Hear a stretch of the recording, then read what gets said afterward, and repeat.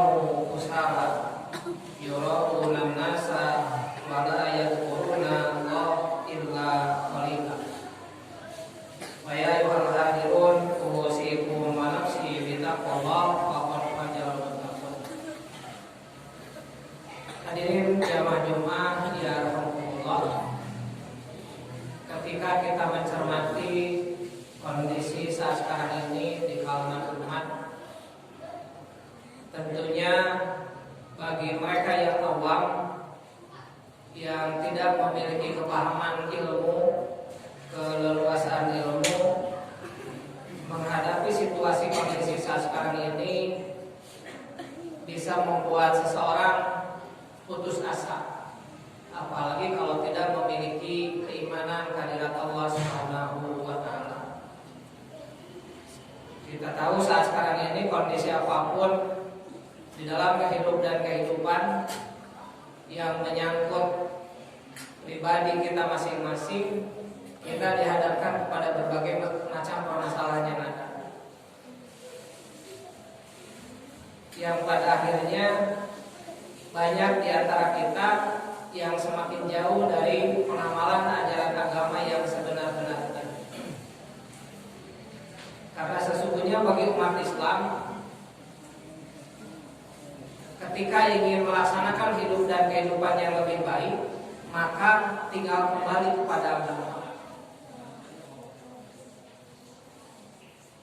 Nah, saat sekarang ini banyak orang yang mengaku Islam tetapi bohong akan keislamannya, mengaku iman kepada Allah tetapi juga berbohong terhadap keimanannya.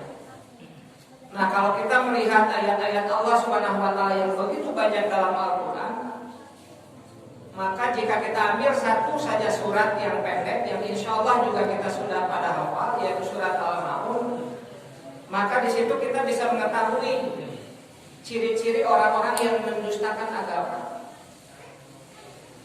Yang kalau kita melihat ciri-ciri yang terdapat dalam Al-Quran surat Al-Ma'un tersebut, itu sudah terjadi, dan itu banyak orang yang mendustakan agama sebagaimana yang dimaksud. Dalam surat Al-Ma'un disebutkan ada beberapa ciri orang yang mendustakan agama. Ketika Allah mengawali ayat Al-Ma'un dengan sebuah pertanyaan, ara'aital ladzi yukadzibu biddin, tahukah kamu orang-orang yang mendustakan agama? Maka kemudian Allah memberitahukan kepada kita sekalian, yang pertama adalah fadzalika yadul yatim, yaitu mereka yang menghardik anak yatim. Nah, selama ini pemahaman kita yang dimaksud dengan yatim itu adalah orang yang ditinggalkan bapaknya saja.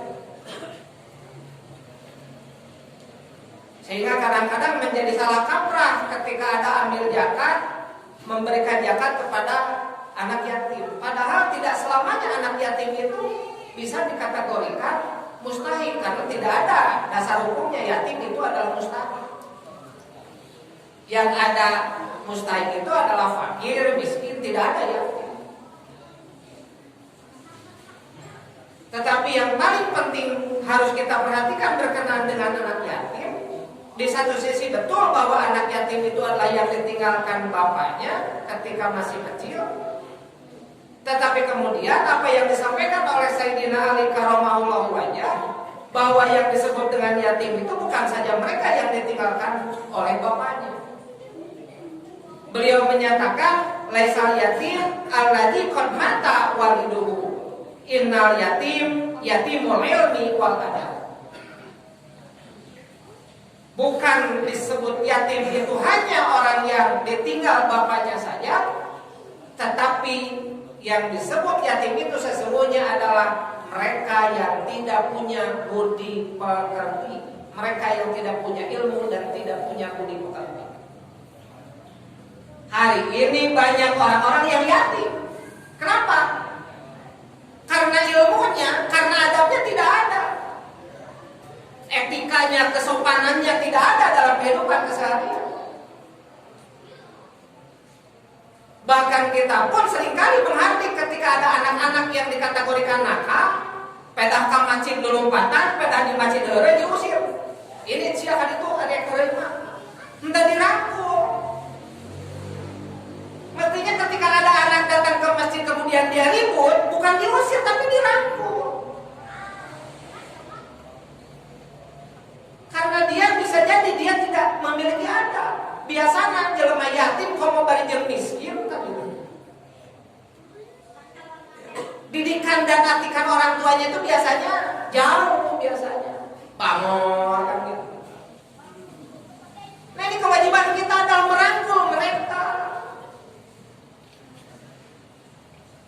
Hanya kemudian kalau ada anak yatim juga dia miskin, alhamdulillah dirangkul oleh yayasan.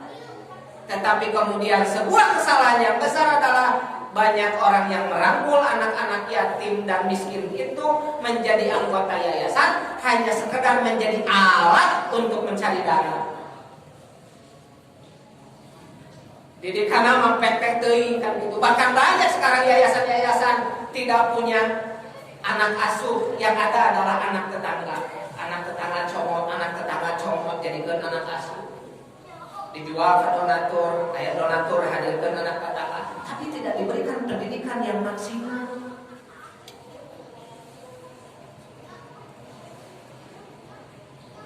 Dari yang duit mah dengan cara donatur membuat yayasan mual hese insya Allah.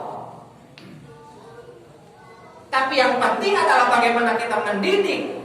Lamun bahasa Sunda tema disebut budak teh naon biaya urusun didikeun atikeun. Tah didik jeung atikna eta. Itu yang pertama. Oleh karena itu jika ada anak-anak yatim, baik itu anak yatim yang ditinggalkan mati oleh ayahnya dan dia belum balik, atau anak yatim yang kategorinya seperti Sayyidina Ali katakan dia adalah tidak punya ilmu dan tidak punya budi pekerti, maka jangan sekali-kali kita mengardiknya. Yuk kita rangkul. Kita rangkul. Apalagi sekarang ini biaya pendidikan semakin mahal, termasuk juga orang hayang masantren teh aya mah mahal hayang masantren. Beda jeung baheula masantren. Lama cukup lagi ini begitu mau kastrol cek perpasan ayeuna mah teu boga duit jutaan mah teu bisa masantren di pasantren-pasantren anu disebut pasantren. Wallahu. Kemudian yang kedua, ya, yang Allah katakan dalam Al-Quran itu adalah wala yahudu ala ta'amil miskin. Ini kaitan dengan bagaimana kita dengan memberi makan kepada orang-orang miskin. Dan pada masa pandemi COVID-19 yang berkelanjutan ini, mestinya masjid ini menjadi lumbung pangan.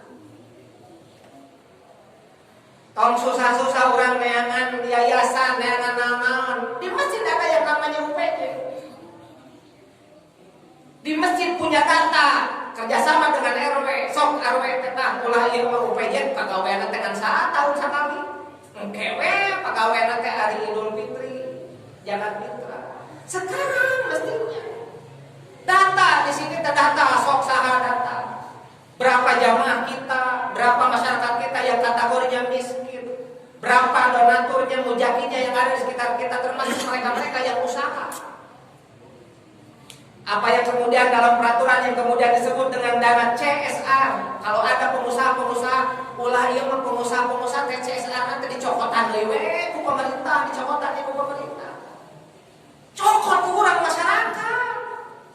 Lamun geus datangna make saragam na komodifikasieun kan gitu.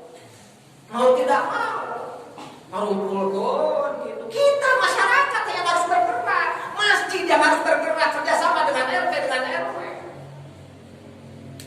Data jamaahnya, mana fakirnya, mana miskinnya, mana muzakinya didata. Yang kemudian nanti lahir bentuk yang disebut dengan ta'awuniyah, saling tolong menolong. Yo ribut deui urusan Kemensos, ribut deui urusan Bankub, ribut deui urusan bantuan wali kota, ribut terus kan gitu terus. Dan kita nggak pernah berpikir barangkali bantuan-bantuan yang ada itu banyak bantuan-bantuan yang justru sifatnya adalah pinjaman. Diakui apa tidak? Bayaran teh, orang sudah dunia alhamdulillah menang bantuan. Umat Islam teh bohong. Makanya sekarang umat Islam ditakuti. Ketika orang lain kemudian ingin menghancurkan negara Republik Indonesia, seakan-akan dibiarkan, hanya dianggap sebuah ilusi saja. Tetapi ketika umat Islam bersatu, yang kemudian ingin menegakkan kalimat Allah, dibiarkan. Tidak dibiarkan, tapi diburu dan diburunya sedemikian rupa. Sehingga pantas kalau Allah kemudian menyatakan dalam Al-Maun yang berikutnya, fawaidul lil musallin, celakalah orang-orang yang sholat. Orang yang sholat yang celaka yang bagaimana? Alladzina hum an sholatihim sahun, orang-orang yang lalai dalam sholat. Kemudian tanya lagi, yang lalai dalam sholatnya itu apa?